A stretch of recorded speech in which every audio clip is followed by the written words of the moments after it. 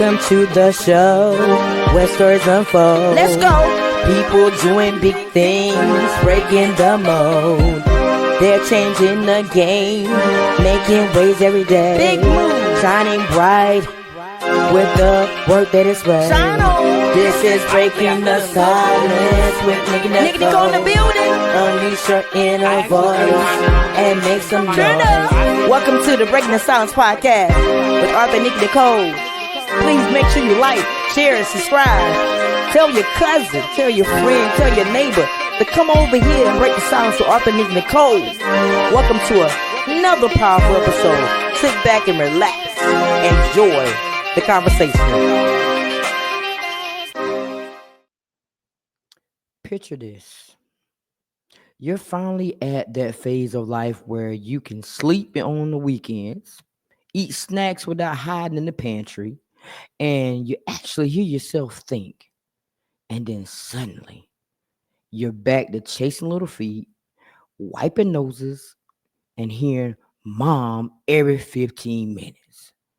And you're just standing there thinking, holy shit, I'm doing it again. Now let that sit for just a second. Whether it's by choice, by life's wild twist, or a mix of both, you've been called to step back into motherhood, not in your 20s, but in your grown woman era. And I see you. Today, we're talking about that moment, what it feels like, it really feels like, and how you rise in it and make the best of it. Sometimes life doesn't ask if you're ready, it just hands you a role you've played before, like riding a bike. But this time, you've got a new voice, a new strength, and a whole new script. 24 years after raising my first two children, I found myself back in the motherhood game, not watching from the sidelines, but fully back in the game. But this time, it's different. Why? Because I'm different. I'm not mothering from survival anymore. I'm not mothering from strength, from softness, from wisdom. Most importantly, I'm with a partner by my side. You see, the first two times I did alone. As a single mother, I carried the full weight, the fear, the decisions, the pressure, it all. Although I was a single mother, I also had my mother's support as well. So that made it a little bit easier. But now I have my wife. I have love that lifts me in the situation. I have help that doesn't judge me. And together, we're raising with intention, not just instinct. So let me tell y'all about how it all started. Now, I won't tell you the full details right away. Y'all got to wait and y'all got to hang in there with me. But for years, me and my wife were talking about having a baby, having a child of our own. And for years, we dreamed about it. For years, we desired it. We didn't quite know what we were signing up for. I mean, even though I was a mother twice before, I still didn't know I was signing up for it because children are different now. They're not the same. They come out ready. They come out talking, walking, moving fast. Before you know it, they're grown and graduate from college. So things are just different now. And I've learned so many different things on this journey already. And Gabby is just 6 months. So just imagine that. Just imagine that. I thought I was done, y'all. I did. I thought I was done. But you know what? Life is so much better with her there. I had to relearn how to install a car seat. Let me tell you something. Back in the day, we didn't have to put the base in the car and then put the car seat in. So this time we had, we running around with like, oh my goodness, what do we do? So we ended up going to the fire department and letting the fire department install the base in the car so we can install the car seat. It's a lot of things that I've learned so far on this journey that I had no clue worked. And when you get a little bit older, you learn a little bit different things. My first two children, with my son, my mother taught me the old school way of the cloth diapers with the pins. I don't know if y'all remember that, but I learned that part. Had Pampers. And back then you didn't have a whole lot of different options when it came down to diapers. Now you have this big variety of diapers from Huggies to Loves to Parents Choice, the diapers that, help with skin conditions and allergic reactions and all types of things. Bottles are different. Pacifiers are different. They have so many things to make parenthood a little bit more easier. But back then, I had to learn the hard way. I had to learn the hard way. It was either one type of milk. Now you have so many types of, oh my God, so many types of milk on all types of level. So if your child is allergic to one type of milk, or if your child can't drink milk at all, they got soy-based milk. It is so many things now that has changed that makes it a whole lot easier. Me starting this journey over 24 years later is like, whew, it's mind blowing. But every day I learn something new, and I've learned to stop and enjoy the moments of life because back then when I was raising my two children, I worked all the time. I worked all the time. I still made it to basketball games. I still made it to football games. I still made it to all their activities, tired and all. But now it's just a little bit different. It's in a different time period. I'm older. I'm wiser. I know a little bit more about raising children than I did then. Then I was just green. I ain't know nothing. I needed my mom around to teach me things about raising a child. I took classes to learn how to raise a child. But you know what? I don't care how many classes you take. I don't care. You're never ever going to learn everything about motherhood or parenthood in general because even though children don't come with manuals or instructions, you still have to learn each other every single day. Whether they're sad, whether they're happy, whether they're mad, whether they're cranky, whether they're hungry, whether they're wet. You have to pay attention to your children. Now, this experience, like I said, is I'm more mature. I've always been patient. So patience, is something I've always had. I was blessed with patience. So I'm not really worried about that. But now, at my age now, I don't like a whole lot of noise. I don't. I don't have like a whole lot of noise. I'm a late night person. I like to stay up late at night instead of getting up early in the morning.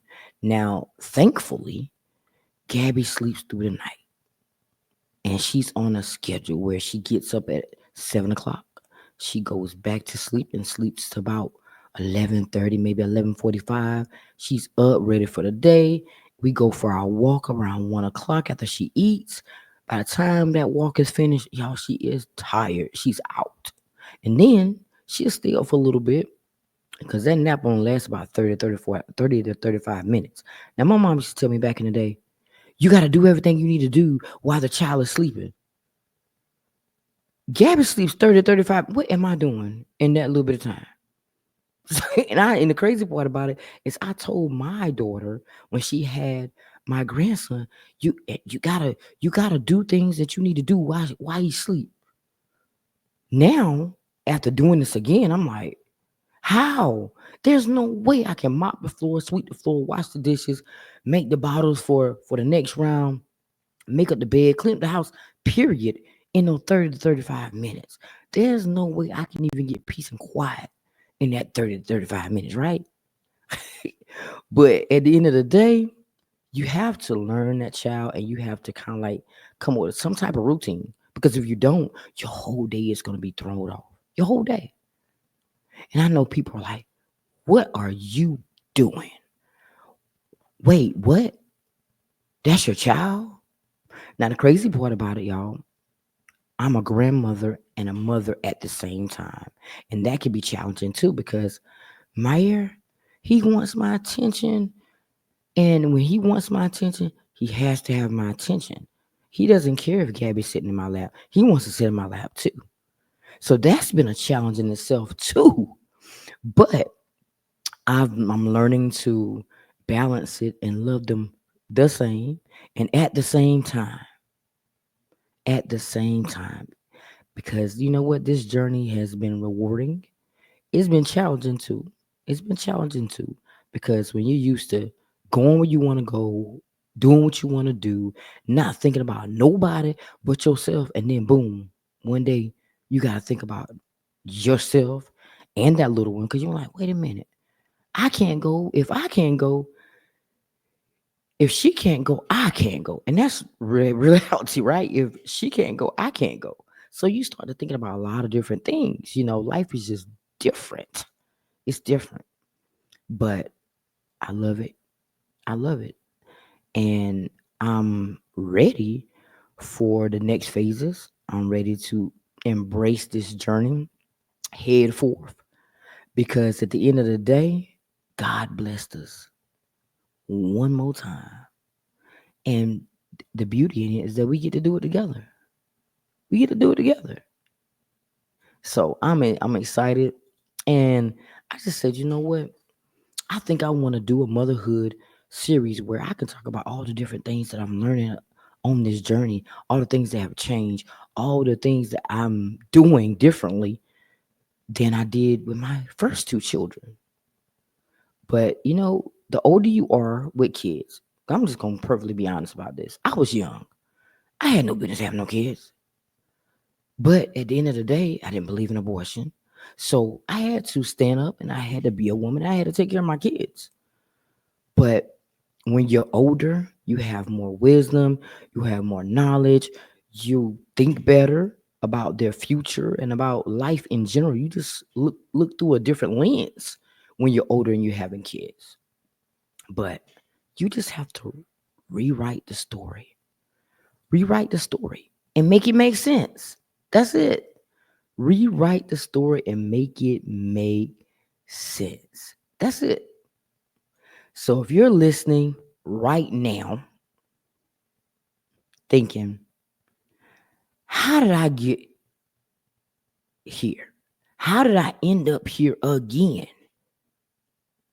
Or maybe you're looking at that little one with with a wiser heart and wondering if you've gotten enough left to give. I want to hear more. So you do. You've already proven you're strong. Now you get to be soft, right? All over again. You've already carried it alone. Now you're allowed to lean.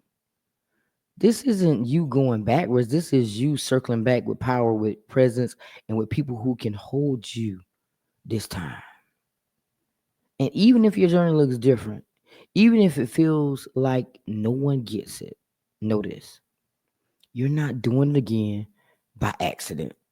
You're doing it again on purpose, with purpose. And I'm here to let you know that you're not alone. You're not. So if this episode hit home for you, I want to hear from you.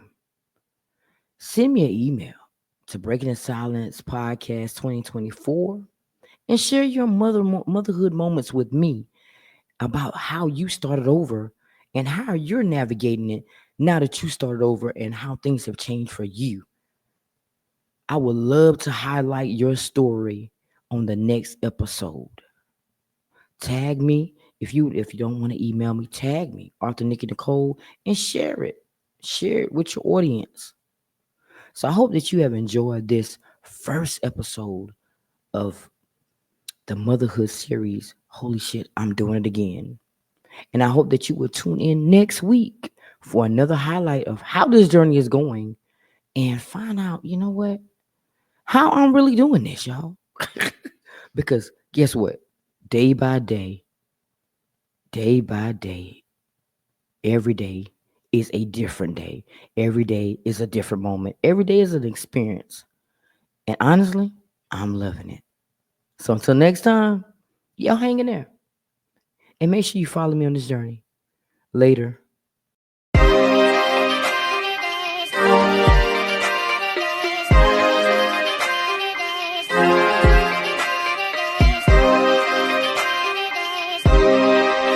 days. Slowly but surely it's a better space that awaits my mind, so I meditate till I levitate. I elevate, but I learn not to hesitate no more. Keep moving forward, chase my goals and focus more towards it. Hate the lows, but I need those to flourish. Place my goals in front, that's what's important. So I ask myself what inspires me. Breaking out of my shell, feeling yo shot quiet me, and now I'm breaking the silence like I'm Nick Nicole. Let's go. Promise you gon' see better days. Gotta keep going till you see them. Promise you gon' see better days. You gotta keep going till you see them.